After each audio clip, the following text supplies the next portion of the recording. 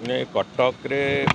परिस्थिति निश्चित भाव में होता उद्वेगजनक से परिस्थिति भी आज तारिख में सब कथा धीरे धीरे नॉर्मलसी को आसूची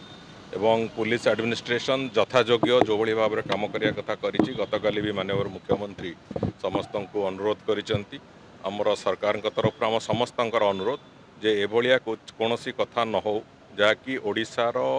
किंबा कटक सहरर जो रेप्यूटेशन अच्छी से रेप्यूटेशन उपर आंच आसू समस्त को भी अनुरोध करुचु जे समस्ते शांति और सौहार्द वातावरण समस्ते बजाय रखु जहाँ हो आगामी दिन में समस्ते एकाठी रहिबा एवं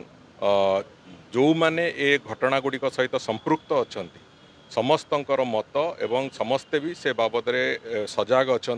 से कठोर कठोर शास्ति विधान भी करा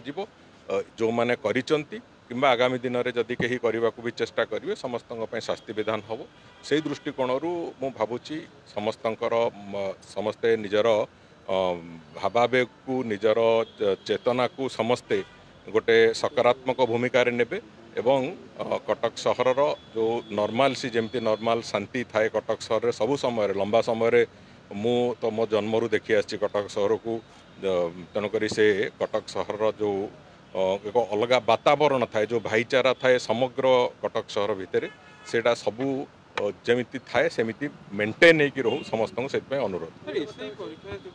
पचरे मुझे